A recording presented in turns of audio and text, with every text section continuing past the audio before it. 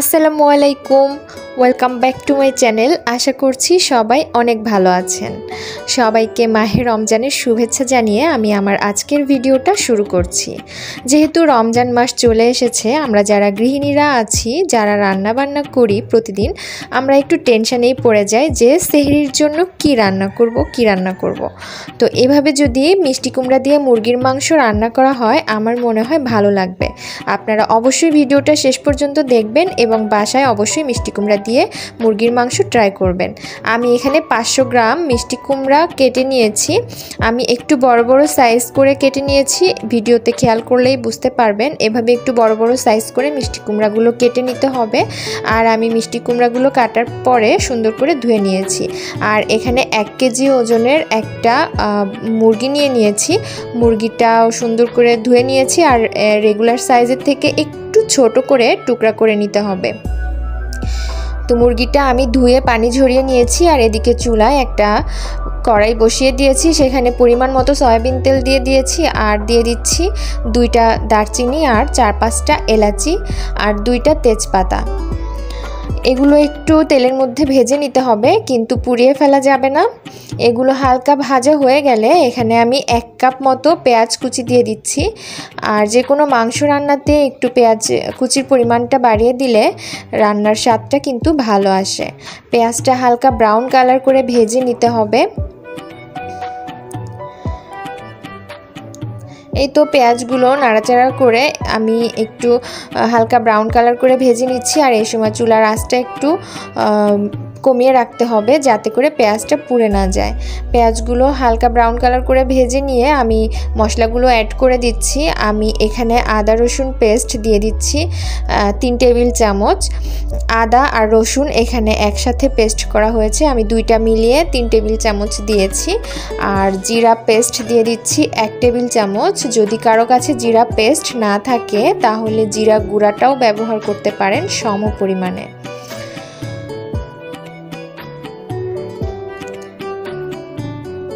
এখন আমি শুকনা মশলাগুলো দিয়ে দিচ্ছি। আমি এখানে 3 টেবিল চামচ হলুদ আর মরিচের গুঁড়া দিয়ে দিচ্ছি। আমার এখানে হলুদ আর মরিচের গুঁড়া মিক্সড করা, তো 2টা মিলিয়ে আমি 3 টেবিল চামচ পরিমাণ দিয়েছি।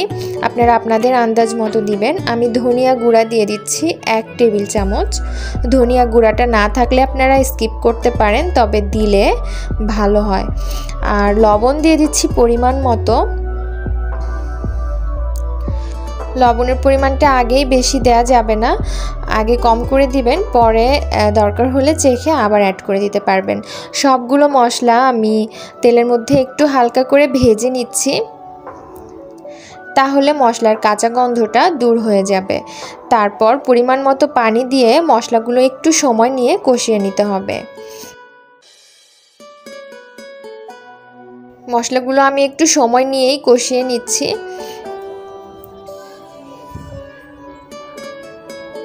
এখন এখানে আমি পানি দিয়ে দিচ্ছি, যাতে করে মশলাগুলো পুড়ে না যায়। আর পানি দিয়ে আমি ঢাকনা দিয়ে ঢেকে মশলাগুলো 5 থেকে 7 মিনিটের মতো কষিয়ে নিব।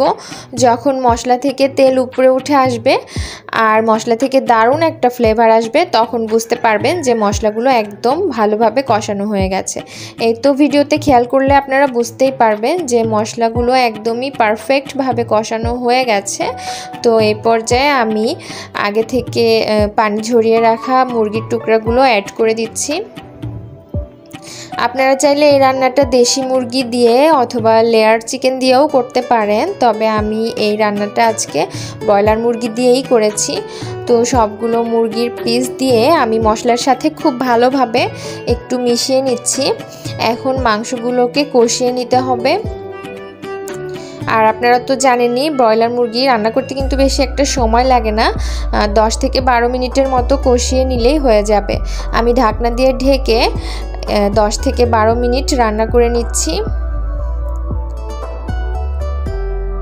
মুরগিটা কিন্তু আমি আগে থেকেই পানি ঝরিয়ে নিয়েছিলাম। মুরগি রান্নার সময় পানি বের হয়েছে, সেই পানি দিয়েই মুরগিটা কষিয়ে নিতে হবে। তো মুরগিটা কষানো হয়ে গেলে আমি এখানে মিষ্টি কুমড়াগুলো দিয়ে দিচ্ছি।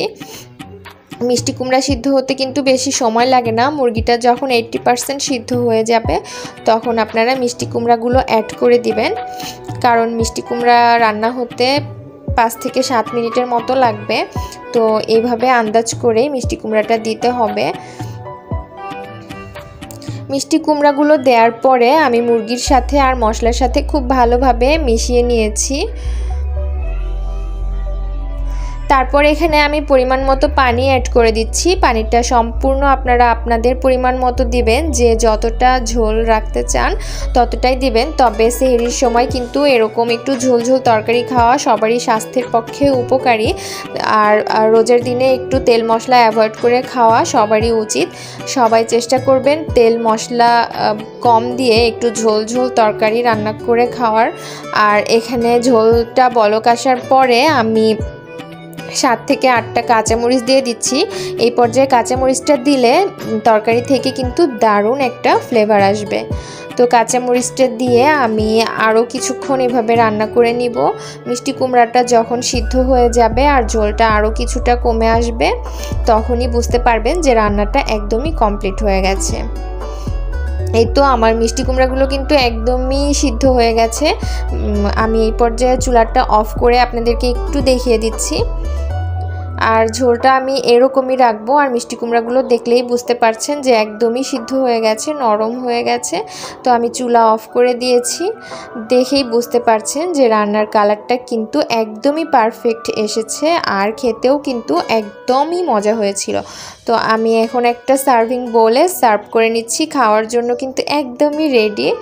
তো দেখেই বুঝতে পারছেন আমার তরকারিটা, মানে মিষ্টি কুমড়া দিয়ে মুরগির মাংসের তরকারিটা কিন্তু দারুণ হয়েছে। দেখতে যতটা ইয়াম্মি লাগছে, খেতে কিন্তু অসাধারণ হয়েছিল। আপনারা অবশ্যই এভাবে বাসায় ট্রাই করবেন আর আমাকে কমেন্ট বক্সে জানিয়ে দিবেন যে খেতে কেমন হয়েছে। আমার আজকের রান্নাটা যদি আপনাদের ভালো লেগে থাকে তাহলে প্লিজ লাইক, কমেন্ট এবং বেশি বেশি করে শেয়ার করে সবাইকে দেখার সুযোগ করে দিবেন। আর আমার ভিডিওগুলো যদি ভালো লাগে তাহলে আমার চ্যানেলটা সাবস্ক্রাইব করে আমার পাশে থাকার অনুরোধ রইল। আর যারা শুরু থেকে আমাকে এত সাপোর্ট করেছেন তাদের সবার জন্য রইল মন থেকে অনেক অনেক দোয়া আর ভালোবাসা। আপনারা চাইলে ফেসবুকে আমাকে ফলো করতে পারেন। ফেসবুক পেজের লিঙ্কটা আমি ডেসক্রিপশন বক্সে দিয়ে দিয়েছি। এতক্ষণ ধৈর্য ধরে আমার ভিডিওটা দেখার জন্য সবাইকে অনেক অনেক ভালোবাসা। সবাই ভালো থাকবেন, সুস্থ থাকবেন আর আমাদের জন্য অনেক অনেক দোয়া করবেন। আজকের ভিডিওটা তাহলে এখানেই শেষ করছি। দেখা হবে পরবর্তী কোনো ভিডিওতে। আল্লাহ হাফেজ।